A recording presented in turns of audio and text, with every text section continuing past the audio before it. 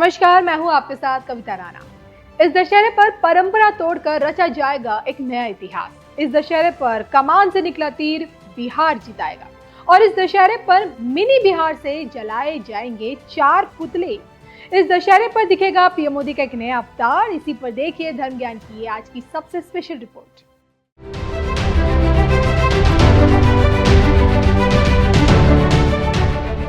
अश्विन माह के शुक्ल पक्ष की दशमी तिथि पर मनाई जाने वाली विजयदशमी यानी कि दशहरा सत्य, धर्म, अच्छाई की जीत का महापर्व है और इस खास मौके पर सोचिए महिषासुर मर्दिनी माँ दुर्गा की पूजा भी की जाती है, लंकापति रावण का दहन भी किया जाता है।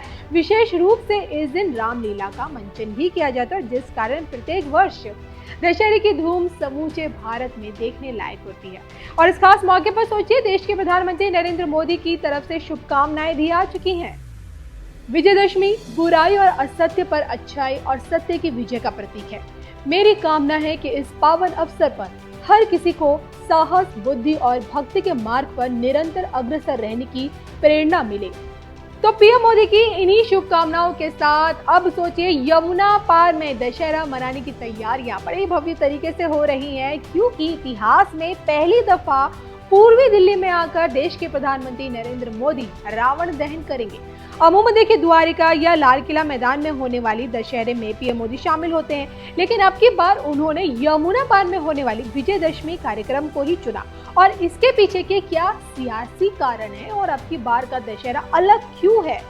चौथा पुतला किसके नाम का लगाया जा चुका है, जिसे फूंकने के लिए आज पीएम मोदी तीर कमान उठाएंगे? ये जानने के लिए बने रहिए धर्म ज्ञान के साथ। मिनी बिहार से पलटेगा पासा, जलाया जाएगा चौथा पुतला, रचा जाएगा नया इतिहास। देखिए सिर्फ धर्म ज्ञान पर।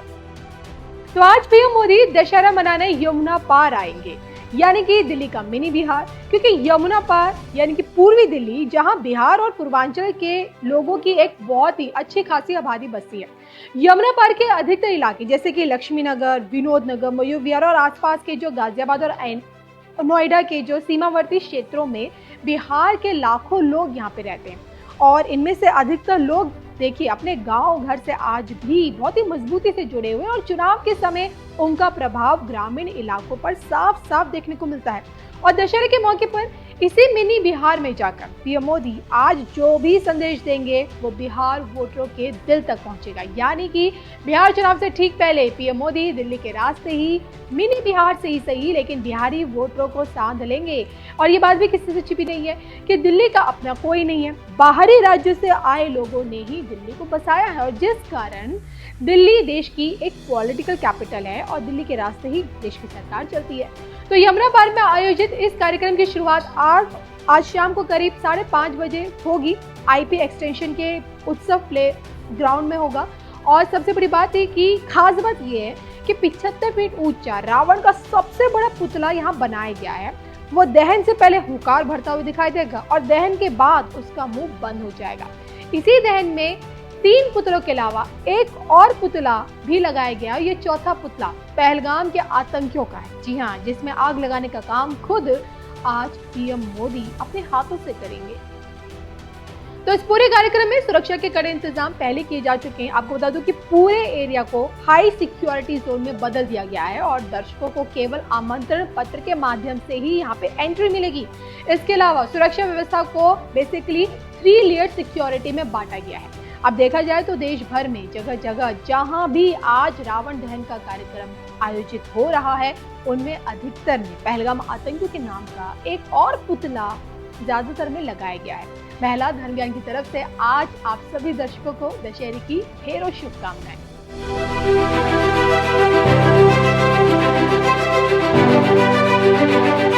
व्यक्तित्व के हाथ से जो स्वयं सत्य के प्रतीक हैं, जो स्वयं आगे बढ़कर कहते हैं कि नेशन कम्स फर्स्ट, अर्थात राष्ट्र सर्वोपरि। और अब दहन होगा उन पुतलों का जो प्रतीक हैं अन्याय का, असत्य का, अधर्म का, और करने वाले वो व्यक्तित्व हमारे माननीय प्रधानमंत्री श्री नरेंद्र मोदी जी के हाथों से अब होगा दहन उनका जो असत्य को लेकर आगे बढ़ेंगे, लेकिन रोकने के लिए खड़े हैं धर्म के प्रतीक हमारे माननीय प्रधानमंत्री श्री नरेंद्र मोदी जी।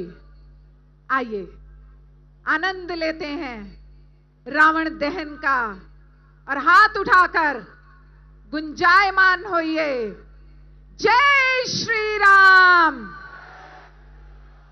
स्वयं ज्ञान के प्रतीक और धर्म को साथ लेकर चलने वाले हमारे माननीय प्रधानमंत्री श्री नरेंद्र मोदी जी आज हम सबके लिए प्रेरणा स्रोत बन रहे हैं। द्वारका श्री रामलीला सोसाइटी के इस रावण दहन में प्रतिभागिता दिखाती है कि हर जनमानस तक उनकी पहुंच है और सबके व्यक्तित्व को वो एकीकार करते हैं। वे धर्म को आगे लेकर चलने के लिए सदैव आतुर हैं और अधर्म का नाश मात्र ऐसे ही व्यक्तित्व के द्वारा होता है जो स्वयं धर्म का प्रतीक होता है। और धीरे धीरे जब यह बात हर मानस तक पहुंचती है तो आवाज आती है, जय जय श्री राम, जय श्री राम, जय श्री राम, जय श्री राम, जय जय श्री राम, जय जय श्री राम, जय श्री राम, जय श्री राम।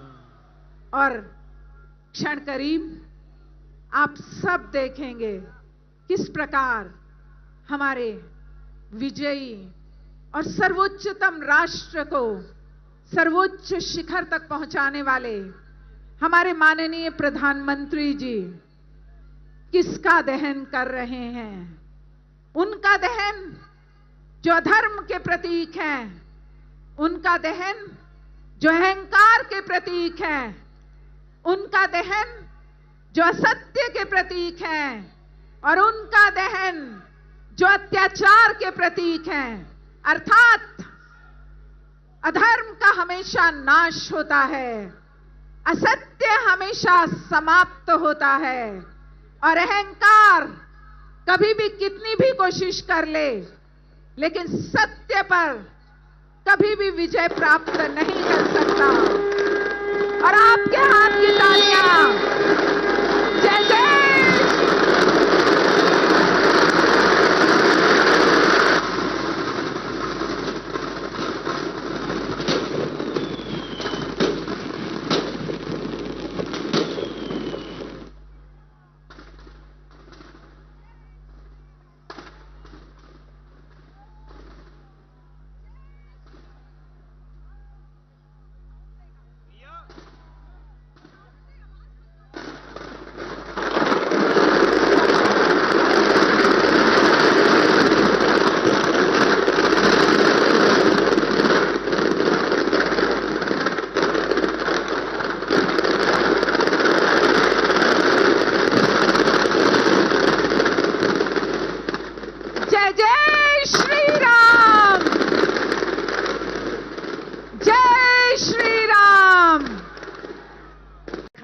और माता सीता का तिलक कर हम सबको प्रेरणा दे कि हम सबका चरित्र श्री राम की भांति होना चाहिए।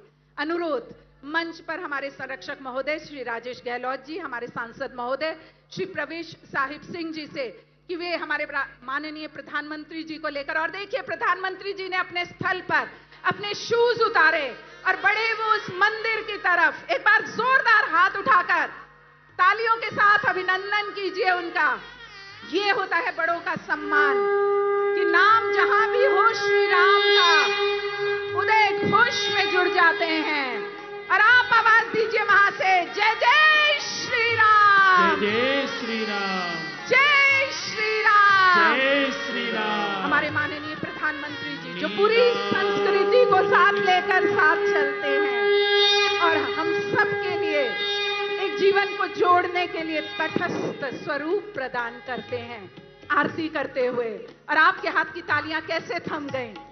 वो श्री राम जो स्वयं महादेव के भक्त हैं और स्वयं हमारे प्रधानमंत्री महोदय जब केदारनाथ जाते हैं और वहां पर 3 दिन